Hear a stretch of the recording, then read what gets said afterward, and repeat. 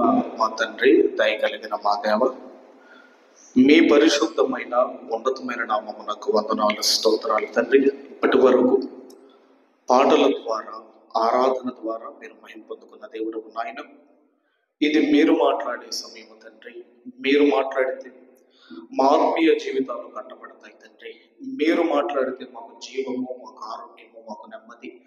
మీరు మాట్లాడితే మేము నిత్య జీవాన్ని పొందుకుంటాము నాయన. మీకు స్తోత్రాలు తండ్రి. మమ్మల్ని అందరినీ నిత్య జీవము వైపు నడిపించే మాటలు మీ నామంలో మాకు అనుగ్రహించండి. మీ సమయోచితమైన జ్ఞానముతో మమ్మల్ని నింపండి. మీ పిల్లలకు కావలసిన వాక్కులు మీ నామంలో అనుగ్రహించమని నేను వేడుకుంటున్నాను తండ్రి. మా అందరికీ మీ పరిశుద్ధాత్మ సహాయము పరిపూర్ణముగా అనుగ్రహించండి తండ్రి. రావలసిన మీ పిల్లలు నడిపించమని నేను వేడుకుంటున్నాను తండ్రి. అలాగే నాయన మరి తండ్రి 5th రోజు ఇదిగో నాయన మరి నీ కుమారుడు జాషీల్ యొక్క బర్త్డే జరిగిన ఉంటూ ఉండగా మీ దయా కిరీటమును ధరింప చేయమని నేను వేడుకుంటున్నాను. సంవత్సరములు జరుగుచూ ఉండగా మీ కార్యములు నూతన పరచండి అయా. మీ జ్ఞానమందును, వయసు ఎందునో, మీ దయ్యందునో, మనుషు దయ్యందునో యేసు క్రీస్తు వలె కుమారుడు వర్ధిల్లును గాక నేను వేడుకుంటున్నాను తండ్రి. మీకు మహిమను తీసుకొని రావాలి, తల్లిదండ్రికి పేరు ఘనతను తీసుకొని వచ్చే కుమారుడుగా మీరు నిలవబెట్టండి అయా. మరి దేవా ఇదిగో మీ వలన మాత్రమే దీర్ఘాయువు కలుగును. ఆ దీర్ఘాయువుని కుమారునికి అనుగ్రహించి అనేకమైన బర్త్డేస్ తన జీవితంలో జరుపుకొని ప్రభువు నందు ఆనందించే భాగ్యము నీ కుమారునికి దయచేయమని క్రీస్తు ప్రశస్త నామమున ప్రార్థన అడిగి వేడుకొనుచున్నాము తండ్రి. ఆమేన్, ఆమేన్. మంచిది. మరి కూడి వచ్చిన మీ అందరికీ మన రక్షకుడు ప్రభు అయిన యేసుక్రీస్తు వారి అతి శ్రేష్టమైన పరిశుద్ధమైన నామమును మీ అందరికీ శుభములు, వందనములు అందరికీ తెలియజేస్తున్నాను. మంచిది. మరి క్రిస్మస్ పండుగ కూడా అయిపోయింది. ఇక అందరం కూడా న్యూ ఇయర్ కొరకు మనం అందరం కూడా ఎదురు చూస్తున్నాము. మంచిది.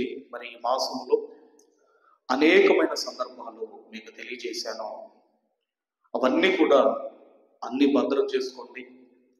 ఒకవేళ వాటిని వినకపోతే మన యూట్యూబ్ ఛానల్లో ఉన్నాయి. అవన్నీ కూడా మీరు వినవలసిందిగా నేను మనవి చేస్తున్నాను. ఎందుకంటే రోజు రోజుకు బైబిల్ మీద, బైబిల్ దేవుని మీద, వాక్యం మీద అనేకులు అపార్థం చేసుకొని మాట్లాడేవారు ఎక్కువైతున్న ఈ దినాలలో ఈరోజు మరొక అంశాన్ని మీ అందరికీ నేను తెలియజేయాలని నేను ఆశపడుతున్నాను.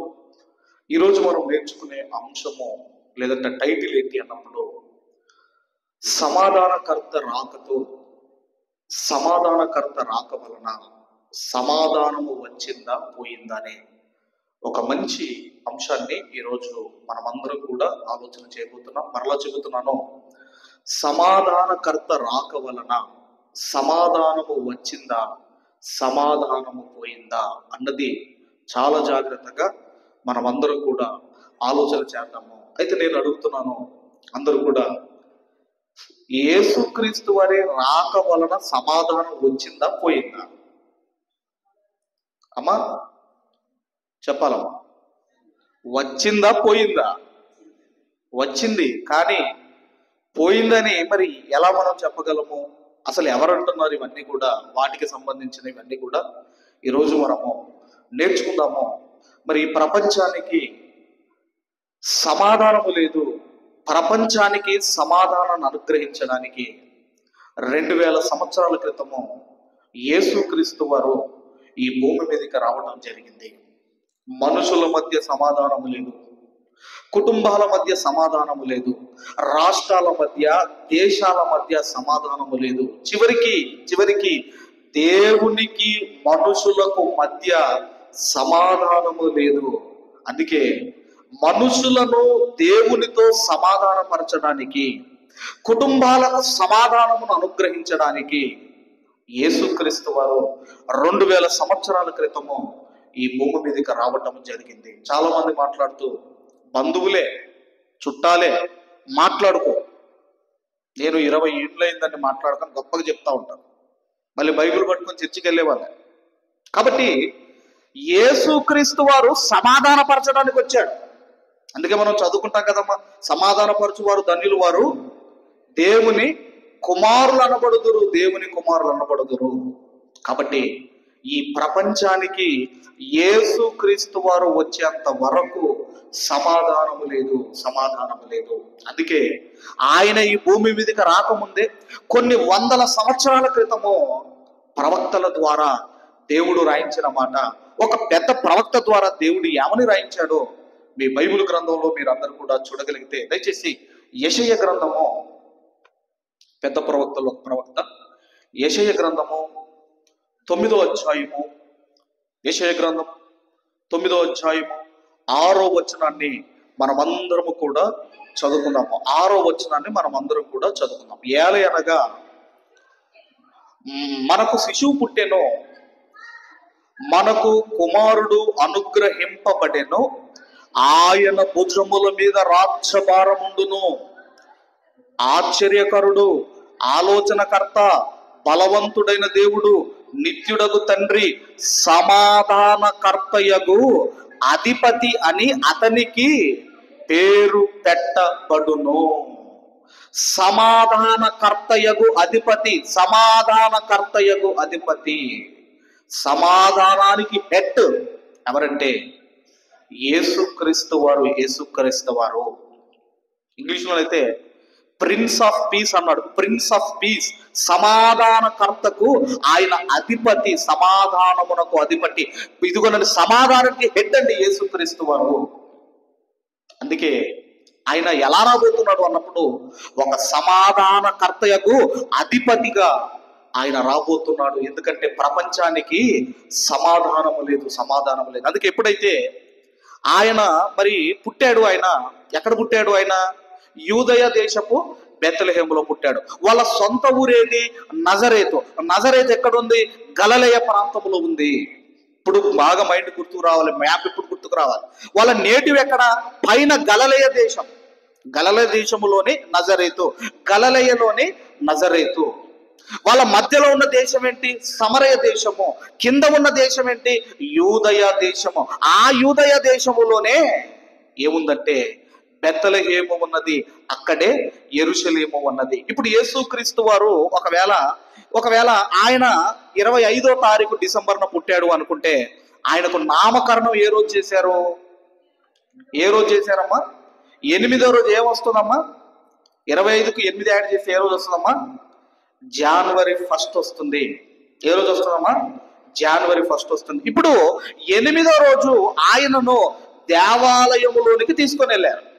8వ రోజు దేవాలయంలోనికి తీసుకుని వెళితే అక్కడ ఒక నీతిమంతుడు ఉన్నాడు, సుమయోను అనే ఒక నీతిమంతుడు ఉన్నాడు. ఆయన ఏం మాట్లాడుతున్నాడో మీరు చూడగలిగితే, దయచేసి లూకాసు వార్త 2వ అధ్యాయము, లూకాసు వార్త 2వ అధ్యాయము ముందుగా 13-14 వచనాలు చదువుకొని ఆ తర్వాత ముందుకెళ్దాము. ముందుగా 13-14 వచనాలు. యేసుక్రీస్తు వారు పుట్టిన తర్వాత అక్కడ ఏం జరుగుతుందో మనం చూడగలిగితే, వెంటనే పరలోక లోకము ఆ దూతతో కూడా నుండి సర్వోన్నతమైన స్థలములలో దేవునికి మహిమయు ఆయనకి ఇష్టలైన మనుషులకు భూమి మీద సమాధానము కలుగునుగాక అని దేవునికి స్తోత్రము చేయుచుండెను. పరలోకములో నుండి సైన్యము దిగింది. ఎప్పుడు దిగింది అంటే యేసుక్రీస్తు వారు భూమి మీదకి వచ్చిన తర్వాత. అప్పుడు ఆ సైన్యం అంటుంది, ఆయనకు ఇష్టలైన మనుషులకు భూమి మీద సమాధానము కలుగునుగాక. సమాధానము. ఎందుకు సమాధానము కలుగునుగాక అంటే సమాధానం లేదు, ఏమి లేదు. యేసుక్రీస్తు వారు ఈ భూమి మీదకి రానంత వరకు ఏమి లేదు, సమాధానము లేదు. ఇప్పుడు సుమయోను గారు ఏమంటున్నారో మీరు చూడగలిగితే, అదే 2వ అధ్యాయము 25వ వచనాన్ని మనం అందరము కూడా చదువుకుందాము. యెరూషలేమునందు సుమయోను ఒక మనుషుడు ఉండెను. ఇప్పుడు ఈ సందర్భం ఎక్కడ జరుగుతుంది? ఇది ఎక్కడ జరుగుతుంది? యూదయ దేశములో ఏముందంటే బెత్లెహేము ఉన్నది. అక్కడే ఏమున్నది? యూదయ దేశములో యెరూషలేము ఉన్నది, యెరూషలేము ఉన్నది. ఇప్పుడు ఆ యెరూషలేము దేవాలయములో జరుగుతున్న సందర్భం ఇది. రైట్, చదవం ఇప్పుడు. యెరూషలేమునందు సిమియోను అన్న ఒక మనుషుడు ఉండెను. అతడు నీతిమంతుడును భక్తిపరుడునై ఉండి ఇశ్రాయేలు యొక్క ఆదరణ కొరకు కనిపెట్టువాడు, పరిశుద్ధాత్మ అతని మీద ఉండెను. అంటే యేసుక్రీస్తు వారు ఈ భూమి మీదకి రానంత వరకు ఆదరణ లేదు, ఇశ్రాయేలులకు సమాధానము లేదు, సమాధానము లేదు, సమాధానము లేదు, ఆదరణ లేదు ఆయన రానంత వరకు. ఎప్పుడైతే ఆయన భూమి మీదకి వచ్చాడో, భూమి మీదకి వచ్చిన తర్వాత 29వ వచనంలో అదే సిమియోను గారు మాట్లాడుతున్నారు. మనం చూడగలిగితే, నాదా ఇప్పుడు నీ మాట చొప్పున సమాధానముతో నీ దాసుని పోనిచ్చుచున్నావు. ఈయన సిమియోను గారు ఇదిగోనండి, ఆయన ఆదరణ కొరకు, ఇశ్రాయేలీలకు సమాధానము కొరకు ఆయన కనిపెట్టుచున్నాడు, ఆయన ఎదురు చూస్తున్నాడు.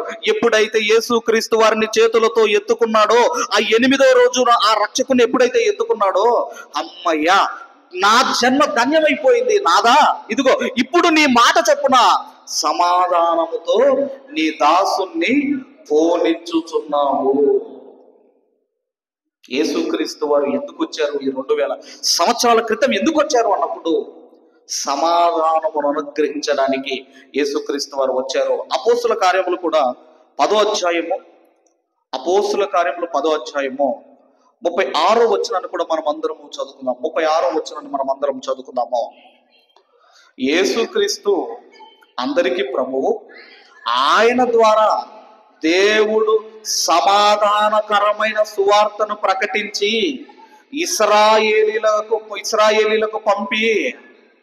పంపిన వర్తమానము మీరెరుగుదురు. ఆయన యేసు వార్త ప్రకటించాడట. యేసుక్రీస్తు వారు భూమి మీదకి వచ్చి యేసు వార్త ప్రకటించాడట, సమాధానకరమైన సువార్తను ప్రకటించాడు, సమాధానకరమైన సువార్తను ప్రకటించాడు. ఎందుకంటేనండి, ఇదిగోనండి, మనుషుల మధ్య సమాధానం లేకపోయినా పర్వాలేదు, కానీ మనుషులకు దేవునితో మధ్య కూడా ఏమి లేదంటే సమాధానము లేదు, సమాధానము లేదు. అందుకే తన ప్రియ కుమారుని భూమి మీదకి పంపించి సమాధానకర్త అయిన ఇదిగోనండి సువార్తను ఇశ్రాయేలీల మధ్య ప్రకటించాడు. అందుకే ఎఫెసీ పత్రికలో మనం చదువుకున్నాము, ఏమని చదువుకున్నాము ఇంతకుముందు మనం బైబిల్ రీడింగ్ లో 2వ అధ్యాయము, ఎఫెసీలకు రాసిన పత్రిక 2వ అధ్యాయము 13వ వచనము నుండి మనం చదువుకుందాము. ముందుగా ఎఫెసీలు అంటే ఎవరో మనకు తెలియాలి. ఎఫెసీలు అంటే ఎవరండి? ఎఫెసీలు అంటే ఎవరండి? ఒకప్పుడు వీళ్ళు అన్యజనులు. ఎఫెసీలు అంటే, ఈ పత్రికల చరిత్ర మనకు తెలియాలి అంటే అపోస్తులుల కార్యం మీరు బాగా చదవాలి. సంఘ చరిత్ర తెలియాలి అన్న, ఈ పత్రికలు ఎందుకు రాయబడ్డాయి ఇవన్నీ మీకు తెలియాలి అన్న, ముందుగా అపోస్తులుల కార్యములు మనకు తెలియాలి. ఎఫెసీ అనే ప్రాంతంలోనండి, అక్కడ ఒక దేవత ఫేమస్. ఏంటంటే ఆర్తమీ దేవి అనే దేవత అక్కడ ఫేమస్ అండి. ఆర్తమీ దేవి అనే దేవత అక్కడ ఫేమస్ అండి. అక్కడ ఏం జరిగింది అన్నప్పుడు, అక్కడ ఈ పౌలు గారి ద్వారా ఒక సంఘము స్థాపించబడింది, ఒక సంఘము స్థాపించబడింది. ఆ ఎఫెసీలకే పత్రిక రాస్తున్నాడు. వాళ్ళు ఎవరంటే ఒకప్పుడు అన్యజనులు, ఇశ్రాయేలీలు కాదు ఎఫెసీలు అంటే, అన్యజనులు. ఇప్పుడు అక్కడ 13వ వచనము, అయినను మునుపు దూరస్తులైన మీరు, ఎఫెసీలారా మునుపు దూరస్తులు మీరు, అన్యజనులు మీరు. ఇశ్రాయేలీలు అన్యజనులతో వాళ్ళు కలవరు ఇశ్రాయేలీలు.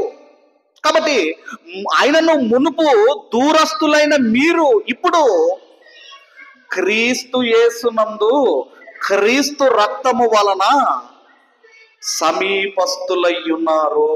యేసుక్రీస్తు వారి ఈ భూమి మీదకి రానంత వరకు మీరు దేవునికి దూరస్తులు. మీరు వాగ్దానాలు, యాజకత్వము, బలులు, హోమములు ఇవన్నీ కూడా ఎవరివంటే ఇశ్రాయేలీలవి. దేవుడు కూడా ఇశ్రాయేలుకు చెందినవాడే, కానీ ఎప్పుడైతే యేసుక్రీస్తు వారు ఈ భూమి మీదకి వచ్చాడో, ఆయన ఎప్పుడైతే పరిశుద్ధమైన రక్తం చిందించాడో, ఇప్పుడు మీరందరూ దేవునికి సమీపస్తులై ఉన్నారు. మనము కూడా అన్యజనులం, భారతదేశంలో పుట్టిన మనము అన్యజనులం. క్రీస్తు రక్తము వలన దేవునికి దగ్గరయ్యాము, మనము సమీపించాము మనము. రైట్. తర్వాత 14వ వచనము, ఆయన మన సమాధానమయ్యుండి మీకు అంటే అన్యజనులకు, మాకు అంటే ఇశ్రాయేలీలకు ఉండిన ద్వేషమును అనగా విధి రూపకమైన ఆజ్ఞలు గల ధర్మశాస్త్రమును తన శరీరమందు కొట్టివేయుట చేత మధ్య గోడను పడగొట్టి మన ఉభయులను ఏకము చేసెను. ఒకప్పుడు ఈ ధర్మశాస్త్రం అనే గోడ ఉన్నది, ఇది ఇశ్రాయేలీలకు అన్యజనులకు మధ్య. దాన్ని ఏం చేశాడంటే ఆ గోడను కూలగొట్టాడు. అందుకేనండి ఇప్పుడు అన్యజనులని లేదు, ఇప్పుడు గ్రీకు దేశస్థుడని లేదు, ఇప్పుడు ఇదిగోనండి వీళ్ళు ఎవరు లేదు, యూదుడని లేదు, గ్రీసు దేశస్థుడని లేదు. ఇప్పుడు అందరూ కూడా మీరు ఏమైపోయారంటే మీరందరూ కూడా దేవునికి సమీపస్తులై ఉన్నారు. యేసుక్రీస్తు వారు పాపులతో ఆయన భోజనం చేస్తుంటాడు. యేసుక్రీస్తు వారు ఒక యూదుడై ఉండి పాపులు అన్యజనులతో ఆయన భోజనం చేస్తుంటే ఏమన్నారు అంటే ఇతను పాపుల స్నేహితుడు. ఎందుకు ఆయన పాపులతో కలిసి అన్యజనులతో కలిసి ఎందుకు భోజనం చేశాడంటే మనుషులందరూ సమానమే, మనుషుల మధ్య తారతమ్యాలు లేవు. ఇశ్రాయేలుడని, యూదుడని, ఇదిగో గ్రీసు దేశస్థుడని ఏ తారతమ్యాలు లేవు, అందరం సమానమే అని యేసుక్రీస్తు వారు ఆయన ఇదిగోనండి పాపులతో అన్యులతో భోజనం చేస్తుంటే ఇతడు పాపుల స్నేహితుడు అన్నారు. కాబట్టి ఇప్పుడు ఆయన అంటున్నాడు ఏం చేశాడంటే ఇశ్రాయేలీలను అలాగే అన్యజనులను సమాధానపరిచాడు. ఇప్పుడు ఏం జరిగింది తర్వాత 15వ వచనము, ఇట్లు సంధి చేయిచు ఇద్దరిని అంటే అన్యజనులను ఇశ్రాయేలీలను తన యందు ఒక నూతన పురుషునిగా సృష్టించి తన శిలువ వలన ఆ ద్వేషమును సంహరించి దాని ద్వారా వీరిద్దరిని ఏక శరీరముగా చేసి దేవునితో సమాధాన పరచవలని ఇలాగు చేసెను గనుక ఆయనే మనకు సమాధానకారకుడై ఉన్నాడు. ఆయనే మనకు సమాధానకారకుడై ఉన్నాడు. ఒకప్పుడు మనుషుల మధ్య తారతమ్యాలు ఉండేటివి ఇప్పటికీ ఉన్నాయా లేదా? మనుషుల మధ్య తారతమ్యాలు ఉన్నాయి. కాబట్టి మనుషులంతా ఒకటే, మనుషులంతా ఒక దేవుని పిల్లలే అని యేసుక్రీస్తు వారు పాపులతో అన్యజనులతో కలిసి భోజనం చేశాడు. అందుకే పాపుల స్నేహితుడు అని పేరు పెట్టారు, ఆయన పాపుల స్నేహితుడు అని పేరు పెట్టారు. కాబట్టి యేసుక్రీస్తు వారు ఈ భూమి మీదకి ఎందుకు వచ్చాడు అన్నప్పుడు సమాధానపరచడానికి వచ్చాడు. మరొక మాట కూడా దయచేసి అందరం కూడా మరొక మాట, కొరంథీయులకు రాసిన 2వ పత్రిక, అపోస్తులైన పౌలు గారు కొరంథీయులకు రాసిన 2వ పత్రిక 5వ అధ్యాయము 18-19 వచనాలు కూడా మనం చదువుకుందాం. 18-19 వచనాలు కూడా మనం చదువుకుందాం.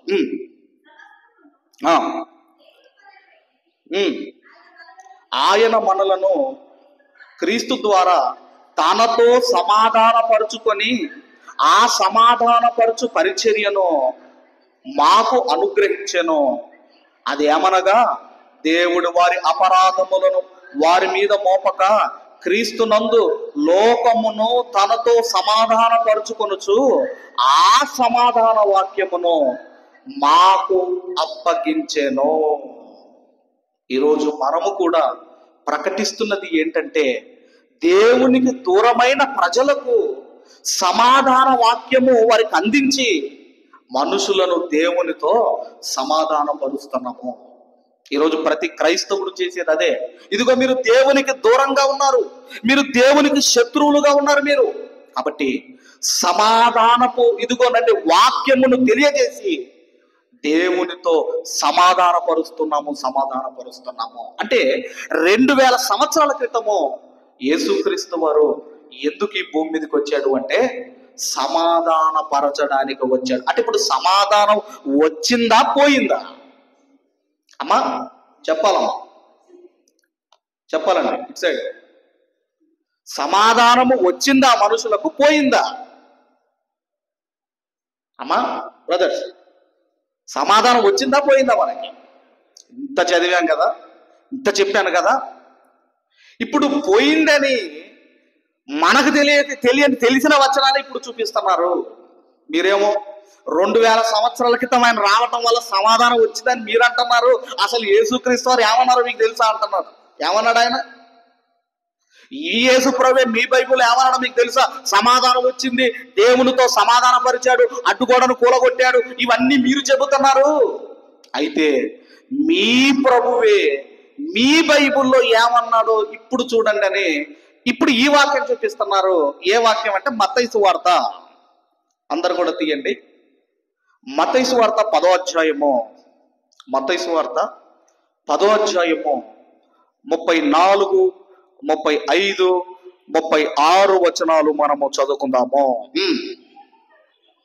నేను భూమి మీదికి సమాధానము పంపవచ్చి తినని తలంచకుడి, ఖడ్గమునే గాని సమాధానమును పంపుటకు నేను రాలేదు. ఇప్పుడు చెప్పండి అమ్మా, ఇప్పుడు చెప్పండి సార్, ఉందా లేదా మీ బైబిల్లో? బైబిల్లో ఉందా ఈ మాట? ఉందా బైబిల్లో?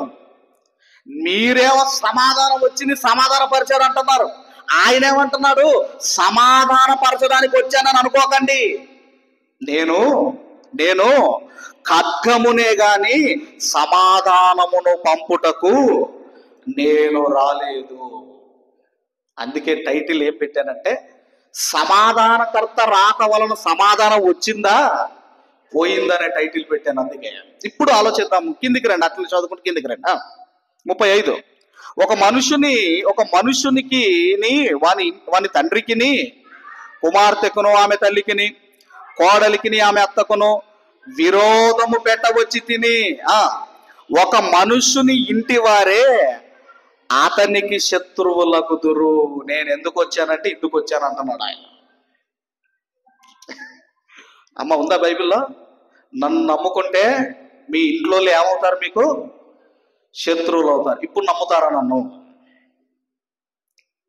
ఇక్కడ ఇలాగుంది కమ్మా. వైద్యుడైన లూకా గారు ఆయన ఏమి రాశాడో చూద్దాం ఒకసారి. వైద్యుడైన లూకా గారు కూడా ఏమి రాశారో మీరు చూడగలిగితే, లూకాసు వార్త 12వ అధ్యాయం, లూకాసు వార్త 12వ అధ్యాయం దయచేసి 51వ వచనాన్ని నుంచి మనం చదువుకున్నాం. 51 నుంచి 53 వరకు, 51 నుండి మనం చదువుకున్నామా.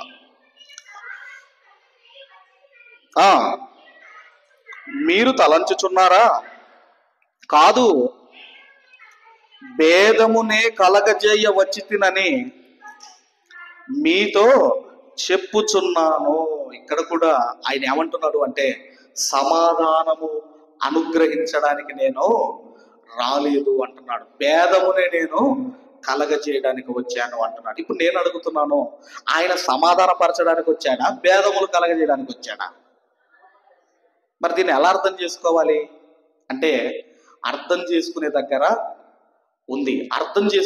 ఉంది, మనం అర్థం చేసుకున్నట్టుగా బైబిల్ అర్థమవుతుంది. కానీ దేవుడు ఏ ఉద్దేశముతో ఈ వచనాలు రాయించాడో ఆ ఎసెన్స్, ఆ భావాన్ని మనం క్యాచ్ చేయాలి.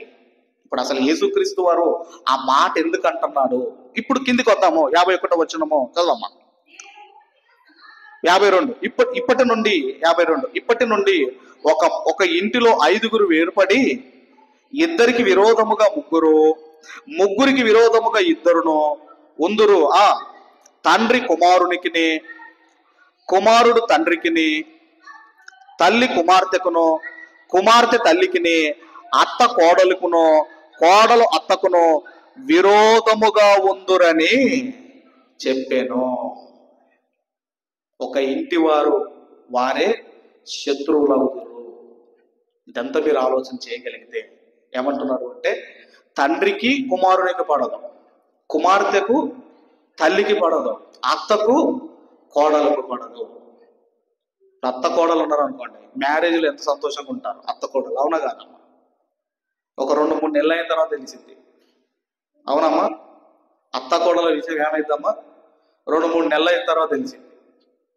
కాబట్టి ఇక్కడ ఆయన మరి ఎందుకు ఈ మాట చెబుతున్నాడు? నేను విరోధము పెట్టవచ్చి దాన్ని ఎందుకు చెబుతున్నాడు? ఒకవేళ యేసుక్రీస్తు వారు ఏమైనా మీరు ఆలోచన చేయగలిగితే, ఒకవేళ ఇప్పుడు ఇప్పుడు ఎప్పుడైతే ఈ కుమారుడికి మ్యారేజ్ అవుతుందో, లేదంటే ఎప్పుడైతే కోడలు వస్తుందో, వీళ్ళ మధ్య ఆస్తి తగాదాలు జరుగుతాయి. ఇప్పుడు ఆస్తి తగాదాల్లో ఈయన గొడవ పెట్టడానికి వచ్చాడా? లేదంటే దాన్ని ఎలా మనం అర్థం చేసుకోవాలి? ఎలా అర్థం చేసుకోవాలి అంటే దీంట్లో ఉన్న భావం ఏంటి అన్నప్పుడు అండి, ఇదిగోనండి, ఒక కుటుంబములో యేసుక్రీస్తు వారిని అంగీకరించారు అనుకోండి. ఇప్పుడు ఆ కుటుంబంలో ఒక తండ్రే మారాడు, ఇక కుటుంబము మారలేదు. మన ఈ మధ్య ఒక ఆయన ఇంటర్వ్యూ ఇస్తున్నాడు. మా డాడీ అండి చనిపోయే టైంలో కూడా ప్రార్థన చేస్తాడు. ఏమొస్తుంది డాడీ ప్రార్థన చేస్తే? పోనీ చేశావు, దేవుడు ఏమైనా కాపాడా అని ఒక స్టూడియోలో కూర్చొని మాట్లాడుతున్నాడు. అంటే తండ్రి దేవుణ్ణి నమ్ముకుంటే కుమారుడు ఏమైపోయాడు? తండ్రికి విరోధి అయిపోయాడు. ఏంది డాడీ మన మన మన దేవుడు ఏంది, మనమేంటి? అర్థమైందమ్మా? అందుకే కుటుంబములో ఒక ఘర్షణ ఉంటుంది. ఒకవేళ కుమారుడే నమ్ముకున్నాడు అనుకోండి, ఇప్పుడు తండ్రి ఏమంటాడమ్మా? ఒరే, మన తాత ముత్తాతల నుంచి మనం నమ్ముకునేది ఏంటి, ఇప్పుడు నువ్వేంట్రా కొత్తగా ఇది? ఇలాంటి ఘర్షణ, ఇలాంటి గొడవ ఎక్కడుంటుందంటే కుటుంబాల్లో ఉంటుంది. ఎప్పుడంటే ఎవరైనా ఆ కుటుంబంలో దేవుణ్ణి నమ్ముకుంటే. ఇప్పుడు తండ్రి చనిపోయాడు, దేవుణ్ణి నమ్ముకున్న తండ్రి చనిపోయాడు. ఇప్పుడు కుమారుడు ఆయనకి ఇష్టమైన సారంగా ఏం చేయాలంటే సమాధి కార్యక్రమం చేయాలి, కానీ చెయ్యడు ఆయన. అందుకే దీన్ని ఏమంటున్నాడంటే, ఇదిగోనండి, కుటుంబములో ఉండే ఆ వాతావరణం, కుటుంబములో ఉండే ఆ ఘర్షణ, ఆ విరోధం, ఆ గొడవలు. ఎందుకంటే నన్ను నమ్ముకుంటే, నన్ను ఫాలో అయ్యేవారు ఇదిగో మిమ్మల్ని అనుసరించరు. అందుకేనండి ఇలాంటి మీకు చాలా తెలియకపోవచ్చు. ఎందుకంటే చాలా ఫ్యామిలీస్లో పిల్లలు నమ్ముకొని తల్లిదండ్రులు నమ్ముకోకపోయినా, తల్లిదండ్రులు నమ్ముకొని పిల్లలు నమ్ముకోకపోయినా, అలాంటి కుటుంబములో చాలా ప్రాబ్లమ్స్ అండి, చాలా ప్రాబ్లమ్స్. మేము ఒక ప్రాంతంలో చాలా రోజుల నుంచి వాక్యం చెబుతున్నాం. ఈ డిసెంబర్ 25 రోజున బ్యాప్టిజాలు ఇస్తున్నాం. అయితే వాళ్ళ కుటుంబంలో ఒక ఇద్దరు సిస్టర్స్, వాళ్ళ కుటుంబంలో పరిస్థితి లేదు, అసలు చర్చికి పంపించారు. ఇక ఆ రోజు మేము బ్యాప్టిజం ఇస్తున్నప్పుడు వాళ్ళ అన్న మాట ఏంటంటే, అన్నయ్య మీరు చెప్పిన మాటలు విన్న తర్వాత మేము తీసుకోకుండా ఉండలేకపోతున్నాము. అసలు వాళ్ళు ప్రిపేర్ కాలేదు. ఆ తర్వాత అమ్మ, మరి మీ ఇంట్లో పరిస్థితి, మరి మీ ఇంట్లో, మీ కుటుంబంలో, మరి మీ తల్లిదండ్రులు అన్న వాళ్ళు ఏం చేసినా పర్వాలేదు, మమ్మల్ని చంపినా పర్వాలేదు అని రక్షణ పొందుకున్నారు. ఇది మీకు ఎందుకు చెబుతున్నానంటే, దేవుణ్ణి తల్లిదండ్రులు నమ్మి పిల్లలు నమ్మకపోయినా, దేవుణ్ణి పిల్లలు నమ్మి తల్లిదండ్రులు నమ్మకపోయినా, ఇదిగోనండి ఇలాంటి ఘర్షణ వాతావరణము ఎక్కడుంటుందంటే కుటుంబాల్లో ఉంటుంది. అందుకే ఆయన ఈ మాట చెబుతున్నాడు. ఏమని చెబుతున్నాడు? 52వ వచనం నుండి, ఇదే అధ్యాయము 52వ వచనం నుండి, అప్పటి నుంచి 52వ వచనం నుండి, అప్పటి నుండి ఒక ఇంటిలో 5 వేరుపడి ఇద్దరికి విరోధముగా ముగ్గురికి విరోధముగా 2 ఉండురు.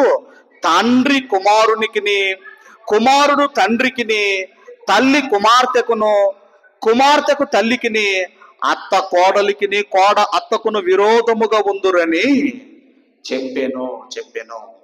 నన్ను నమ్ముకున్న తర్వాత, నన్ను ఫాలో అవుతున్న బిడ్డలు ఇదిగో ఇలాంటి ప్రాబ్లమ్స్ ఫేస్ చేయవలసి ఉంటుంది. చనిపోయిన తర్వాత, ఒక అన్యజనుడైన తండ్రి చనిపోయిన తర్వాత, ఒకవేళ కుమారుడు మారితే ఆయన కొన్ని చెయ్యాలి. కానీ అలా చేస్తే క్రైస్తవ్యం ఎందుకు అవుతుంది? అందుకేనండి ఈ ఘర్షణ వాతావరణము, ఈ గొడవలో ఉంటాయి అంటే కుటుంబాల్లో ఉంటాయి కనుక ఆయన ఒకని ఇంటి శత్రువుల కుటుంబాల్లో అనుకున్నాం కనుక ఆ ప్రాబ్లం అనేది మనకు తెలియదు. ఆ ప్రాబ్లము, ఆ సమస్యలు అనేవి మనకు తెలియవు. కానీ నేను చెప్పిన ఒకవేళ కుటుంబాలు కొందరు నమ్ముకోకపోతే వాళ్ళ పరిస్థితి చూడండి, వాళ్ళ పరిస్థితి చూడండి, ఎంత భయంకరంగా ఉంటుందో వాళ్ళ పరిస్థితి చూడండి. అందుకే ఆయన అంటున్నాడు, ఏమంటున్నాడు అంటే, నేను ఖడ్గమునే ఇదిగో పంపవచ్చి తిని అంటున్నాడు. ఇదిగోనండి ఆయన చెబుతున్నాడు ఇక్కడ 51వ వచనంలో, నేను భూమి మీద సమాధానము కలగజేయవచ్చి తినని మీరు తలంచుచున్నారా? కాదు, భేదమునే కలగజేయవచ్చి తినని మీతో చెప్పుచున్నాను. కాబట్టి మనము చేయవలసిన పని ఏంటంటే, ఒకవేళ మనము దేవుణ్ణి నమ్ముకున్న తర్వాత మన తల్లిదండ్రులు మన పిల్లలు నమ్ముకోకపోతే, మన దేవుడు చెప్పాడు, నీ తల్లిని నీ తండ్రిని నీవు సన్మానించాలి, వారిని ప్రేమించాలి. ఇదిగో నేను దేవుణ్ణి నమ్ముకున్నాను, నన్ను ఇలా ఉండమన్నాడు, అలా ఉండమన్నాడు అని నువ్వు ఒకవేళ వాళ్ళని ప్రేమించకుండా సన్మానించకుండా ఉండకూడదు. కాబట్టి ఇలాంటి వాతావరణం ఉంటుంది కనుకనే ఆయన చెబుతున్న మాట నేను సమాధానమును పంపవచ్చి తిని అని మీరు తలంచవద్దు. అందుకే యేసుక్రీస్తు వారు 2000 సంవత్సరాల క్రితము ఈ భూమి మీదకి వచ్చి ఆయన ఎందుకు వచ్చాడంటే సమాధానపరచడానికి వచ్చాడు. ఇంత వాక్యం విన్న తర్వాత నేను ఒకటే చెబుతున్నాను, సంఘములో ఎవరితో మనకు విరోధం ఉండకూడదు. సంఘములో కానివ్వండి, సాధ్యమైతే ఎవరితో కూడా మనము విరోధం పెట్టుకోకూడదు. అందరితో సమాధానముగా ఉండాలి. ఎందుకంటే ఈ ఒక్క కారణముతో దేవుడు పరలోకాన్ని మీకు ఇవ్వకపోతే, ఆయన నువ్వు అన్ని చేసావు కానీ నువ్వు ఎందుకు సమాధాన పడలేదు అని ఒకవేళ ఈ ఒక్క కారణంతో దేవుడు మనల్ని పరలోకాన్ని మనకు దేవుడు దూరం చేస్తే మీ పరిస్థితి ఏంటి? అందుకే అపోస్తలుడైన పౌలు గారు చివరిగా ఈ మాట చెబుతున్నాడు. ఆ మాట చూసుకొని ముగించుకుందాం. 12వ అధ్యాయము రోమీయులకు రాసిన పత్రిక 12వ అధ్యాయము 18వ వచనాన్ని చదువుకొని మనము ముగించుకుందాము. శక్యమైతే మీ చేతనైనంత మటుకు సమస్త మనుషులతో సమాధానముగా ఉండుడి. పోనివ్వండి, ఎవరి పాపం వాళ్ళకి దేవుడు చూసుకుంటాడు. అందుకంటున్నాడు, శక్యమైతే సాధ్యమైతే మనుషులందరితో సమాధానముగా ఉండండి. దేవుని పిల్లలమైన మనమే సమాధానముగా ఉండకపోతే ఈ లోకానికి మనం ఏమి నేర్పిస్తాం? మీరు ఆలోచించండి. అందుకేనండి, మనము మీరు ఏదైనా జరిగిన సాధ్యమైతే మీ వల్ల అయితే ఒకే జీవితము, అందరితో సమాధానంగా ఉండండి, అందరితో హ్యాపీగా ఉండండి. అందుకే దేవుడు మరొక సంవత్సరాన్ని దేవుడు మనకు ఇవ్వబోతున్నాడు. కాబట్టి యేసుక్రీస్తు వారి రాక వలన మనకి ఏమొచ్చిందండి? సమాధానం వచ్చిందా? సమాధానం వచ్చింది. ఎందుకంటే దేవునికి మనం శత్రువులుగా ఉన్నాము, మనల్ని సమాధానపరిచాడు. దేవునితోనే మనం సమాధానం పడ్డప్పుడు ఆఫ్టర్ ఆల్ మనుషులతో ఎంత మనం సమాధానం పడకూడదు? ఆలోచించండి. సమాధానం పడదాము, దేవుని కుమారులను మనము అనిపించుకుందాం. ఈ మాటలు దేవుడు మన హృదయములో ఫలింపజేయును గాక. ఆమేన్. మంచిది. మరి